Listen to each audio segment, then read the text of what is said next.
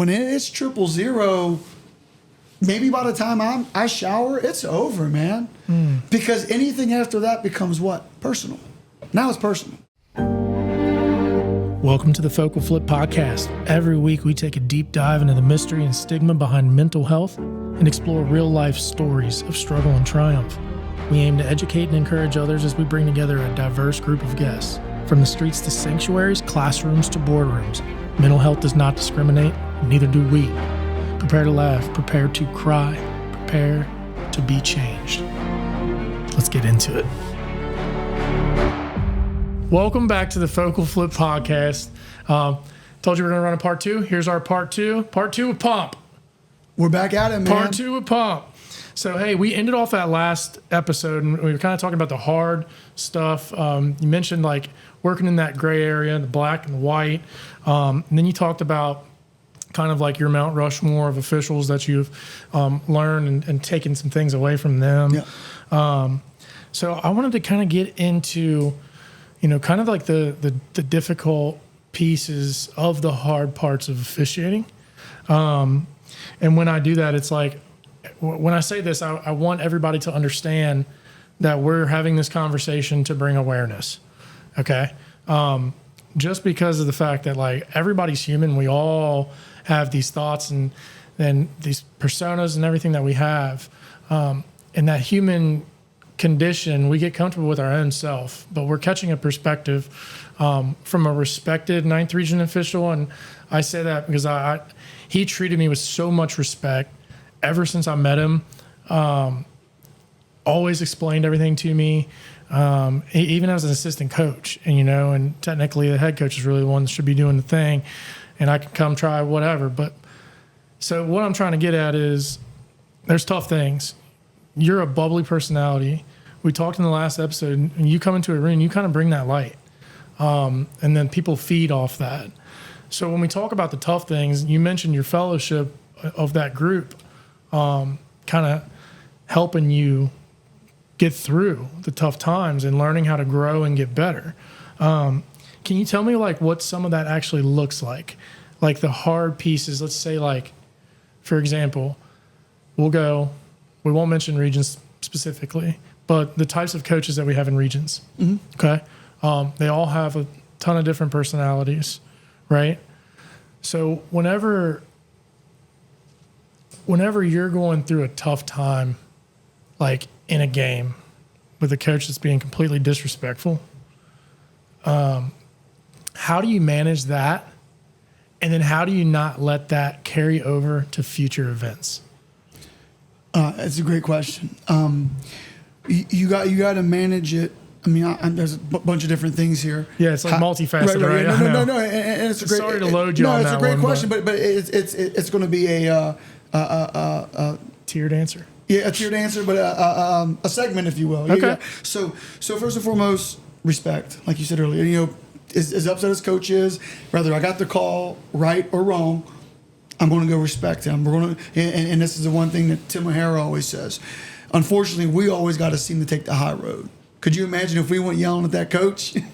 Coach, that was a terrible inbound play. You called a timeout for that? Could you imagine if we did that? So the entire gymnasium would go nuts. So we always got to take the high road. That's first and foremost. Be respectful. Coach just wants to be heard, more than not. So yeah, it is tough. And again, I'm going to come back to it all. But to your point, our schedules are usually about 2 or 3 weeks out. So let's just say this is December 2nd and you and I get into it. I know I got you again on the 16th. It's probably going to be a problem. Now, I have never done this, and knock on wood, I think I might have given 4 technicals in my whole life. Really? Oh, yeah. Yeah. I don't, and again, it's not being arrogant. It's just, I think I can, I'm a good communicator with coaches. You can diffuse situations. Yeah. And of the 4, it's the obvious ones, right? I'm cheating. And by the way, the you suck, that stuff don't bother me. I mean, but like, you're used to it now. Because now you're judging my character, right? Yeah. Cheating, to a point, if it's continuous, he's wanting the technical, if you will, which that depends on the game and situation, right? Yeah. If you're down by 20, nah, we're going to ride this one out, coach. You ain't going nowhere. We're going through this together. Yeah. And I ain't gonna lie, but one time I did give one, and this kind of gets real deep too. I had a bad day and I had a bad game. Ooh, It was frustration. Ooh, It was frustration. Yeah. Ooh, So it was, dealing with life. I get there, frustrating, just this, that, and the other. Oh my gosh, it's this game. And again, I don't care to say that. I still worked hard. Yeah, but I know. mentally, We understand. It's not 1 versus 2. Yeah, right? we're not you're just, placing those labels. It's a Wednesday. There's it's just an off night. The boys and girls are both playing at opposite places. There's nobody there, and it's just a bad day. And I did. And again, I pull up all my huddle films. I think if I've maybe have given 10 total, and now that's coaches, but I'm talking about total. Yeah. Because you got to think, I've probably given 2 or 3 for administrative, right? Wrong number in the book, home jerseys away. That's not my fault. That's not my fault. So I count them because I don't give many. So there's nothing we can do with that. But to your point, yes, that is a problem down the road. But back what I was going to say, I have never done this because I felt, like I just said, I've never had that much of a problem with the coach. Now, there's people, let's just say if you and I get into it on December 2nd, and I have you 3 more times in December, some people, they'll call the assigner and say, hey, I don't think I should go back to school A. Give me some time off. And that's totally fine. I do not knock that. Yeah. I've just never had to do it because I'm like, whatever problem we had, we ended the night on a good spot. Yeah. Either I told you good game or you told me good game, and it's over and done with. I think that's the big thing that a lot of people don't understand. Again, I'm speaking for myself, obviously. Yeah, no. When it's 0-0, maybe by the time I shower, it's over, man. Because anything after that becomes what? Personal. Now it's personal. Yeah.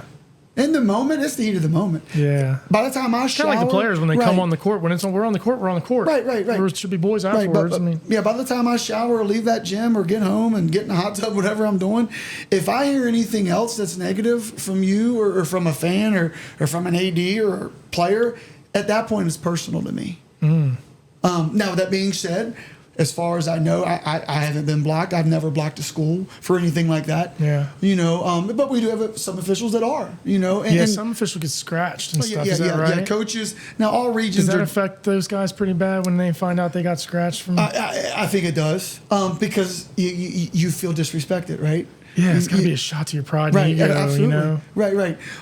Now, the joke is with some officials, and again, I say that not saying it, I could have been scratched for all I know. Because, come February, we start looking at, okay, where haven't I been? You're like, oh, I'm probably scratched there, Yeah. So, but to your point, It's like you guys have your own draft. You start gambling on it. Right. Hey, I guarantee I'm scratched from school. I ain't been there in 2 years. Be like, I'm betting I'm going to be scratched from this school, boys. But that's the joke. One way to just be positive about it, though, at least, And by the way, that's another trigger for some officials for a technical is, this is your last game here. Okay, bow, But back to the point is, that's the joke with us is if a new coach comes in and all of a sudden I haven't been in school A in 5 years and you get the job and I'm there, I was probably scratched by that coach. It's process of elimination, right? Right? Out hindsight, man. Hindsight's 2020. No, it's 100% it. It's 100% it. Because if I haven't been there in 2 or 3 years, but now I'm there. That's weird. I know. Gosh, I don't know. No, it's just so flipped my perspective just now as I was thinking about it. Like if I got scratched, man, nowadays I think I'd be able to kind of laugh at it if I knew I was doing the right things. But like, man, that would hurt. Well, and again, I think I would probably be fake by laughing about it to you guys. But like inside, I would be like, no. I think it hurts you because we're men, or even a female official. When I say men, we put so much into this to do a really good job. Yeah. And you don't think I'm good enough to work for your school, right? Now there's a couple things with this. Okay, you want to scratch me and our other top officials. Don't complain about when you get number 39. Don't complain if you get number 50. So that's cool. You want to scratch 1, 2, 3, 4, 5, or whatever it may be. But don't complain about the officiating of the games. If you think it's bad now, it don't get no better. We measure everything. Yeah, the further down the list you go, it's Well, I mean, you got experience and all that other stuff. Yeah. training and to your point about the mental part of officiating, that's a whole factor of it as well. Yeah. Where haven't I been? Why am I not getting this big game? My last 5 games are quote unquote turd games. Man, I want the big boy game. Yeah. And you start beating yourself up. And that is a mental aspect of it. So wow. Because you're like, what do I got to do to get better? Yeah, that's how I am now. I think it would be hard for me to, like, back when I was struggling in my own life and stuff, like, it would have been hard for me to take that and say, all right, what do I got to do to get better? Because I was too fogged and clouded in my judgment. But nowadays, I'm be like, yep, what do I got to do to get better? Right. So do you see that from most of those guys that get scratched or whatnot? Or, absolutely. Or do you see any of those officials just like quit? They're like, you know what, Mope, I'm done, not doing it. They'll act like they don't care, but I think they do. Our turnover, and you hate to put everything on COVID, but the last 4 years has been bad. Yeah. It's been real bad. Numbers gone down, blah, blah, blah. But to your point, the other frustrating thing is and this is something recent, is, you work hard, you get no negative feedback from the assigner, or you don't, coach is always going to tell you what you want to hear, right? Yeah. But when you get no negative feedback and you don't go as far in the postseason or whatever it may be, or you don't get certain games, and you're like, man, what else do I have to do? Like, it's frustrating. Yeah, I know, right? But with that being said, I think that's what I would be like too. It's like, what else do I got to do? Right. And with that being said, basketball is the most competitive, cutthroat, especially compared to football. And I'm going to tell you this: everybody's goal is to work the state tournament. That's your goal. I don't care who you are. It's the greatest show in hoops, Pomp. Now. It's a prestigious thing, honor out of the region. Oh, it is. And I say that of, like I mentioned earlier, with just name dropping a few officials, and I made this to be very proud. That's why I don't have it on today, but I got a ring for working the state tournament, and I'm proud of it. And some people pick at me. I'm like, guys, first off, how proud I am of this. You know how hard it is to come from the 9th region. Not just once, multiple times. Very hard. How many good officials we have? It's a proud thing. It's not, look at my ring. It's I'm proud at what I've accomplished. It's an accomplishment. Yes, that's exactly it. But it's just so hard, and I forgot where I was going with that. Sorry, but you're talking about going to state. Yeah, going to yeah. Oh, I'm sorry. Yes, cutthroat. Swirl. Yeah, Thank you. Basketball. So basketball, we send 1. Now, certain years we'll send 2, a minority, a female. Because it is what it is. Yeah. But more than not, each region sends 1. Like I said, the 9th region, because we're deep with Lexington, Louisville. Yeah. Sometimes we'll send 2 because we're just that good. To be honest, I don't care to say it. Call space fade, man. Yeah, I mean, I've seen it too. And with that, I've seen all the regions. football will send 7. So do the math. If we have 50 officials in football and you're worth a damn, every 4 or 5 years you're probably working a state tournament, right? Mm-hmm. Basketball, brother, we send 1. Survival of the fittest, just like it is for. There's only one team that wins it. Yep. No, you're right. And that's another thing I hope the KHSA never changes. I love it. Basketball. Dude. I love it. So that's a whole nother topic. No, I have good. people coming from all over the U.S. as far as in the business world, and that have mentioned, like, hey, we've heard about your high school state tournament. It's money. There's nothing like it. It's not. It really is. Yeah. Shout out to KHSA, man. state tournament. We do it right. We do it right. So for everybody that's going to hit YouTube, Spotify, Apple, man, if you ever want to catch some pretty, it's amazing. The KHSA Sweet 16 tournament, high school tournament, 16 regions in the state of Kentucky, 1 winner that comes out of each region that gets to go down and participate for 1 championship, 1 title only, regardless of the size of your school. Officials, of all the officials that they have, out of the 9th region, we got 14 new officials coming in the 9th region, but out of coaches. 4 new coaches. Yeah. But out of all the officials in the 9th region, throughout how your season goes, when you're chosen, they are chosen to represent the 9th region Correct. at the state tournament, and then they'll rotate those different region officials around at the games. Mm-hmm. Yeah, the only caveat, you can't do your own region, obviously. Yeah. But the other thing I was going to say, give you some dumb knowledge here. A lot of people don't know this. The KHSAA owns the right to the Sweet 16. So every year when the NCAA puts that out there, KHSAA is getting cash. That's what I've heard. Wow. I don't know if it's true. Dude, we got to look into that one. But I have one. heard the KHSAA owns the right to the Sweet 16. Wow, we got to look into that one. Yeah, we do. Probably because, like, how long has the Sweet 16 tournament been around? I don't know. That's what I said. I've heard it. I don't know if it's look true. It up, y'all. Don't quote me. It's what I heard. Don't quote anything. Yeah, don't quote me. That's what I've heard.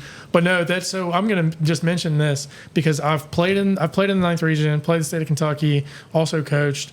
I've officiated like little kids and stuff and some other games. But like let me tell you how hard it is. I can't.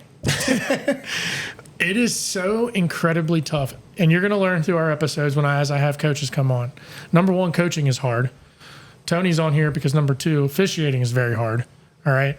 So imagine being the best of both and then going down and playing everybody from all across the state of Kentucky. There's mountainous regions, there's none.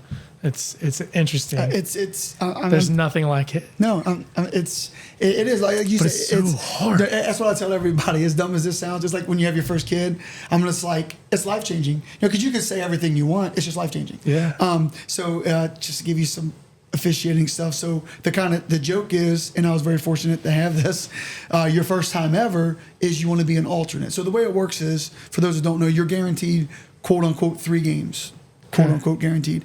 So you'll work 2 and you'll be an alternate. So the joke is you want to be an alternate your first time going. So you can get to the later games. Well, that helps. Yeah, if you're an alternate early, that means you're working the next 2. But the joke is, anybody that's been in the Rupp Arena, when you walk on that floor and you look up, it almost spins a little bit. I mean, what is it, 24,000 it holds? 23,000 or something? Plus. Yeah. So that's literally the joke is, you want to be an alternate because you want to experience it all. You want to get used to the media timeouts. You want to, all that stuff. Yeah. You just want to take in. Oh, it's so there's so much to it. Everything from getting there early, going back to the locker room, walking out for warm-ups, going in before the anthem. Yeah. And again, it's just a regiment. People don't understand. And again, just to give another shout out to Charlie Chappie. When I got selected for my first one, he was the first call. I went down the party source, and for those who don't know, we didn't go there to drink. Chappie works down there. Yeah. We went up in his office, and he just gave me a rundown of what to expect. And again, you don't think it's important until you're there, and you're the guy following or looking at everybody and seeing where they're going. You're like, oh yeah, that's where I'm supposed to go. Wow. Yeah, I know. I go often. I've went since I was a child, and I love it. It's every person's in the state of Kentucky. If you're a basketball enthusiast, it's everybody's dream. Now, there's people that literally that would be like their vacation, if you will. They block that week and they get a hotel and. That's it. Yeah. There you go. Guilty. Yeah. I've done it. Yeah, I've done it. is. I love it that much. And plus, the ice cream down there is pretty good. Oh, yeah. By the way, I think it's up to like $7 or $8 now, man. This inflation's killing us. Let's talk about positive stuff. That's depressing. Yeah. That is depressing. All right. So we'll segue. Into that. How do you not carry out like the frustrations over? You answered the one about the multiple games. Let me try to think about a different way. No, I think I know where you're going. How do you not carry it over? Well, because I think that's what I said. Well, when that game's over, it's over. Yeah. And to your point, what about those people that come at you? Like, and they know when it's over for crowd, you. Let's talk about that crowd. And they just don't stop. Yeah. It annoys me. And again, man, and keep in mind, guys, some of the stuff I'm saying, it's not me. I'm saying our upper level officials. You know what I'm saying? Yes. So it's not Pomp. I'm saying our upper. And this sounds it's very... your perspective. Right. It's my perspective, and it's very arrogant, but it's the truth, is I think our upper level officials don't deal with it because we're good enough in the moment the fans hate us, but when they see us the next time, they respect us enough to know we do a good enough job. That game's over. Maybe Pomp had a bad game. Maybe. Or maybe your kid just didn't play well. Or maybe the team just didn't play well. Or maybe you just played a better team that made your team look really bad. Yeah. And again, knock on wood, it's never caught up to me yet. I've had my fair share of timeouts and somebody riding my ass of, really? But what? They pipe down now. Again, like a coach, they just want to be acknowledged. Yeah. I heard you. Oh, okay. And it's over. But and to your point, the other thing, and again, this is like silly motivational stuff. I love it if I go to a game for home team or even the visiting team and they ride me and I see them that week when I walk in, it's, hey, boys. Seriously. It's like that meme. Right. Yeah, exactly. Put the shades down. Yeah. The Salt Bay or whatever. But and again, I'm speaking for myself. That motivates me because that, and the other thing I love is, if the foul counts 5-0, right? Oh, I love this. And I finally get one on the other team. I go to the table and say, finally got one right. White 15. Oh my gosh, shots. is that one of your Oh, I things? love it. Because they laugh. So they go from 5-0. First off, I don't care if it's 10-0. Stop finally fouling. got one Stop right. fouling. I love it because what do? Just they stop laugh. fouling. Right. First, stop fouling, 70 feet from the bucket. Hey, why don't you follow the rules? Right. But no, because they laugh. And the other thing I'm doing is what? I'm being realistic. Hey guys, we're well aware of the foul count. I promise you. We know it's 5-0. But no, man, it's. What about the guys who are in the upper echelon, man? Yeah. But no, it's like you said. I mean, it is relevant now. And again, like anything else in life, that there comes a point where it does get old, and it gets old if race gets brought up, cheating. That gets old real quick. And it does, unfortunately. And I bring that up not to be all negative, Nelly, but No, I'm going to. that's a fact. That was actually my next question. Yeah, that's a fact. Those are. I told you my technicals. Those are two things: cheating or race or anything like that. I got nothing for you. Again, I grew up in the West End of Newport, 2 blocks from the projects. Yeah. I'm the last person you want to talk to about race, to be honest. But how often do you think your officials hear something about race or cheating in what? Let's say of the span of one basketball season. How often do you guys hear that in this area? You think, ish? This is a generic answer? Yeah, just a generic. No. Even from fans, well, no, that's coaches, what I'm gonna players. tell you. It depends. The people that are saying it, how bad their team is. Right? If they're 5-20, you're going to hear it a whole lot because they ain't very good. If they're winning, you'll hear nothing. Again, not to bring up a situation in the regional tournament.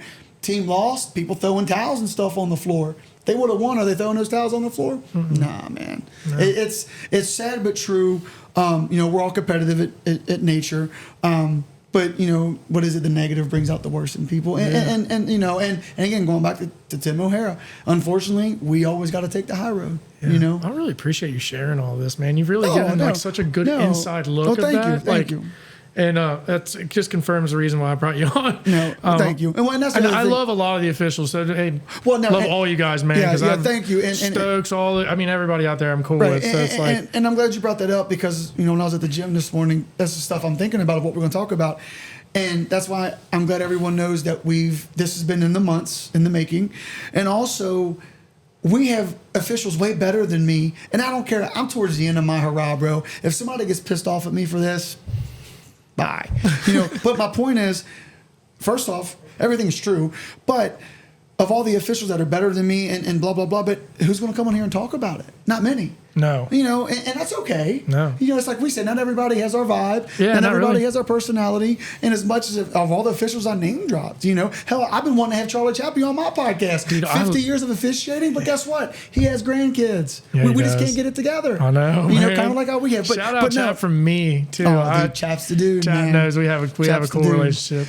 We were great until the time he teed me up at Simon Kidd, and I was just like, I cannot believe Charlie Chappie teed me up. Right. You're almost like a badge of honor, man. Dude, well, yeah. He gave me another one time, too, and he was like, you ever going to learn? Basically, it's like, yeah, but didn't learn from the last time. Come back to Humphrey yelling at me, but no, carry on. But no, and just go back in my phone, how I can pull it up. Not that it won't show anyone's numbers, but this is another thing that I've learned over the years, and I think Tim O'Hara said it, is, like at our meeting, so what we do is for basketball, our first meeting, we have the prior year state tournament officials just give their experience, right? Because that should be everyone's goal. Hey, what was your experience? Man, I want to get to that point. Yeah. But Tim O'Hara said it best, and again, I show my phone here, is Tim said, I could be broke down anywhere in the state of Kentucky and make a phone call and somebody would be there in half an hour. And in my head, and I'm sure there's others that are watching this and listening, and maybe even you, that's how I have people saved in my phone. For example, Johnny Smith, 2nd region, Jim Johns, 9th region, whatever it may be. That's how I remember people. Or I'll put their region, or I'll put where they're from. Yeah, geography. And again, just go back to the brotherhood or whatever you want to call it. There's nothing better. I'm on Facebook a lot. Is if I'm out of town, like we're going to Cumberland. Every time I go through Pulaski, the AD down there, former AD, I don't think he's still there anymore. Hey man, how's everyone doing? Because he sees my Facebook post, he knows I'm coming through. But my point is, that's the stuff people don't get. And like we were talking about my daughter having surgery, without getting emotional about it. My friends, man, were at the surgical center. I don't even want to. Yeah. I don't want to say hospital because it's not, Yeah. but surgical center. But anyway, and it's just text messages from my buddies across state. Good luck. Like, you know, that's the stuff. Yeah. That's what it's all about. Yeah. That's what gets us. Yeah. And like I said, That's the I sweet always spot, say brother. that, and I never want to discredit the local guys. It's like anything else in life, right? Because they're local, we take them for granted. You Yeah. know, but when the people from 3 hours away send you a text, it feels good. That's what I mean by that. It is, man. I get that. I get that with what I'm doing now. That encourages me and allows me to keep going with what I do too. You know, and it's like with what I do, it's some pretty difficult stuff. But like the encouragement that I get from my group, because I have somewhat of a similar thing, and it's like, Yeah. it fills me up. Right. It like just fills me up. Well, that and again, we can go on a tangent here, but also you just never know what somebody's dealing with. You know, that text, how you doing, or hey man, how's the family? You just don't. You having a bad day, brother? It helps. Yeah. So what can folks do to, you know, to better understand officials and to better respect officials? I mean, clearly listen to this podcast. Right. This is very simple. Be a human being. Like be self-aware of the situation. And I know this sounds some people might hate me for saying this, is know the game. So study the game. Know the game. Like, you know, why did we pass on that? Why did we not? And it gets deep because, if, like you said, that's the case. Everybody become an official. Understand, you know, 50 feet from the bucket, was there a quote-unquote reach? Yes. Did the ball go out of bounds? Yes. Did we pass on the foul? Absolutely we did. We're going to play on. And guess what? I'm going to do the same for you, too. Now, again, some people might not like that because somebody's going to say, well, that would have been his fourth foul and he would have been on the bench. Yeah, man. And this is another thing people don't like. We're game managers. People don't like hearing that. There's the rules, but we're also here to manage this game. You kind of have to. Because here's the thing, That's your and again, job. I don't care to say it.